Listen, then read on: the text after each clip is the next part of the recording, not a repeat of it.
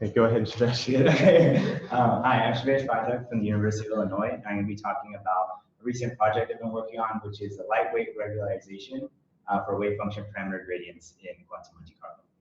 So before I get into the details of what we actually did, I wanted to give some motivation as to why you should care about this in the context of wave function optimization in QMC. So typically the kind of problem we want to solve in wave function optimization is we'll start with an unoptimized wave function psi of p0, and then we'll try to optimize it using some scheme to get an optimized wave function that has parameters p star. And typically this is done by minimizing the BMC energy of that wave function, which I have up here. H ab here is the ab initio Hamiltonian, because that's usually what we work with in these real space codes. And there's a lot of different implementations for actually conducting this minimization. For example, the Newton method, linear method, and stochastic reconfiguration.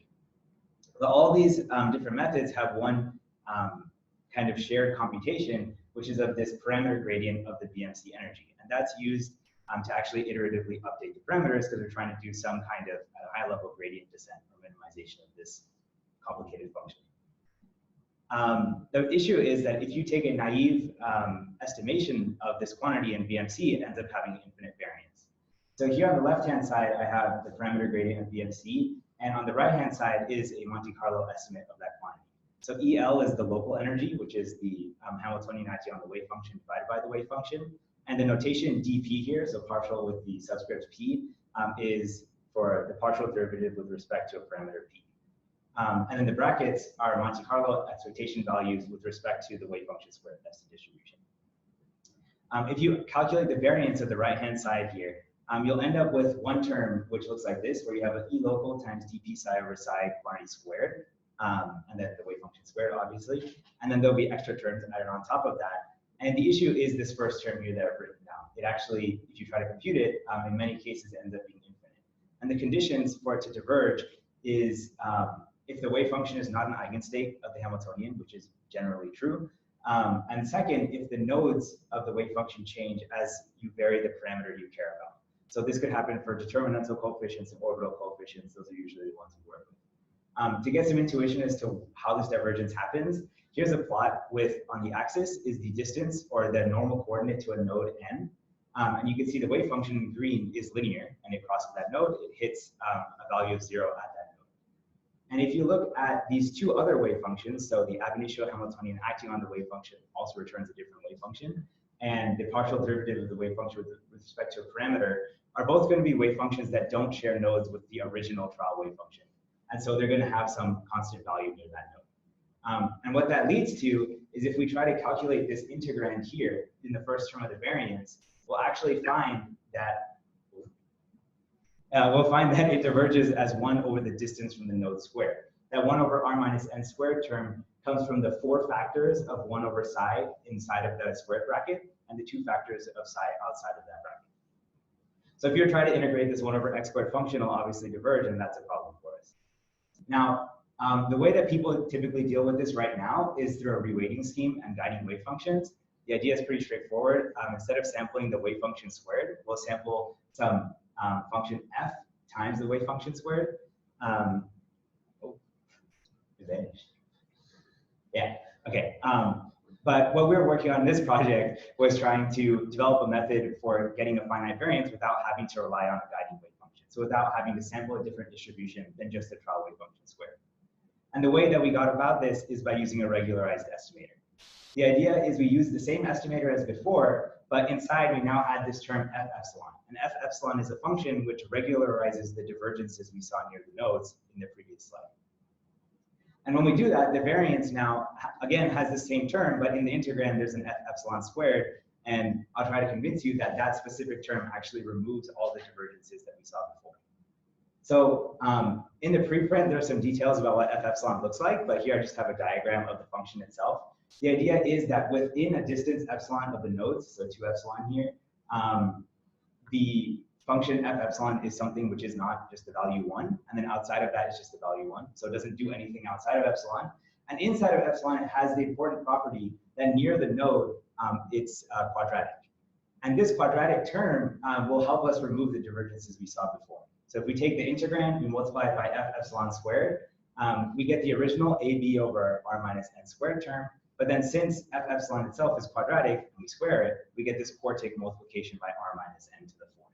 And of course, this thing goes to 0 nicely as you get near the node, and so we remove the divergence we saw previously. And so here I actually have a demonstration of this going to 0 of the integrand in practice. So here's a calculation on the LIH molecule for a multi-Slater-Jastrow wave function. And the parameter I'm looking at is a determinant coefficient. And so what I plotted here on the y-axis is the integrand itself. So this term that I have up here, EL, dp, psi over psi squared, etc. And then on the x-axis, I have the distance from the node. We're taking a path which is normal to the node. In the black, I have the naive estimator, the bare one without any regularization. And you see that it starts picking up this very large value. But then if we use the regularized estimator for two different values of epsilon, I have here 10 to the minus 1 and 10 to the minus 2. As you get near the node, the integrand goes to 10 to the minus 30 or lower. And that's basically 0. Of course, there's machine precision, so it doesn't go exactly to 0. Now, I talked about the variance being finite, but we can actually put some limiting behavior on the integral itself, because I just talked about the integrand. So again, we have the same integral as before. And if you actually do a Taylor expansion of this integral for small values of epsilon, because it's an epsilon dependent thing, that's something we can pick, we'll find that as epsilon goes to 0, this variance behaves as 1 over epsilon. And again, this is something we confirmed with our calculations.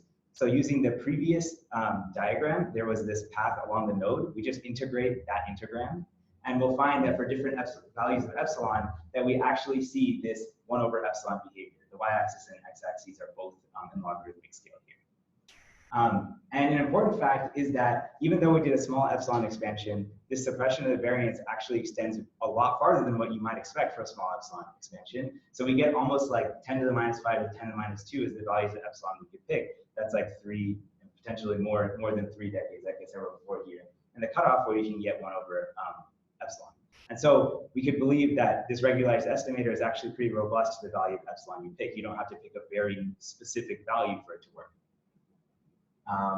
Now there's this little pickup of the variance here, and that actually comes from the breakdown of some of the assumptions we had. So if this HAB of psi and DP of psi, which I showed previously as these red and blue horizontal lines, if they stop being constants near the node, then you can actually get the second order term in this expansion of the integral, which is linear in epsilon, so you get this little bit of increase. But as long as you stay below that and you have a lot of choices for epsilon, you should be okay. And the last bit that I want to talk about is that this is an example of a bias variance trade-off. So we're reducing the variance, but that will incur some amount of bias. And we can write down the bias of our estimator explicitly. It just looks like this, where we have a f epsilon minus 1. That's kind of the key point there. And as we know, within a distance epsilon from the node, f epsilon will not equal 1, so we'll get some bias. But we pick the coefficients and the expression in a specific way such that the bias itself to 0th order to lowest order goes like epsilon cubed. And what that means is that we can actually do a very cheap extrapolation to remove this bias. It's not like a linear order bias. And that's basically the last bit that I want to talk about. Here again is our LIH calculation. And now I've actually done a Monte Carlo calculation where I have an estimate of dEdP with respect to that determinant coefficient on the y-axis. On the x-axis, I have the epsilon that I was using for my regularized estimate. And the blue dots are my Monte Carlo estimates, and this orange curve is a cubic fit to those data points. And you can see that the cubic fit works very well as predicted. And the red star there is the zero bias finite variance estimate of our parameter gradient. So in summary, we developed a finite variance estimator for this dEdP quantity. It's robust to the choice of cutoff parameter, as I showed. It extends beyond this like small epsilon expansion. It has a small cubic bias, and it has a very cheap zero bias extrapolation, so you don't need to worry too much about the bias being large. And we were able to do this without any guiding wave functions. Thanks for your attention, and I can take some questions.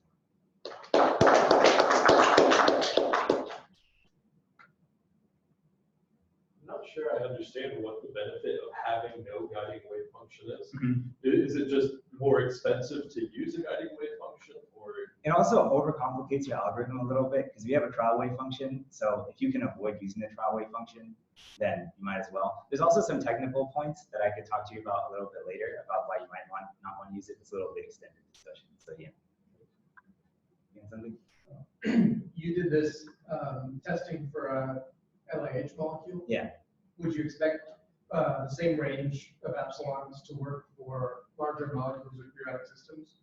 So I don't know about larger molecules, but we tested this on CuO and the CuO molecule itself. And it seemed like this range of epsilon was okay. 10 to the minus 5 to 10 to the minus 3 seems reasonable.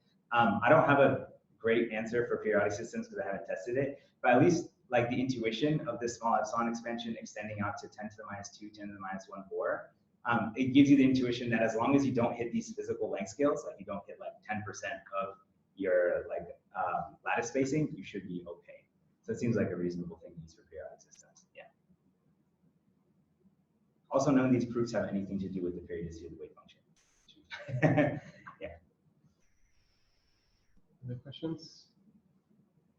When you say determinant coefficient, you mean parameters of the wave function?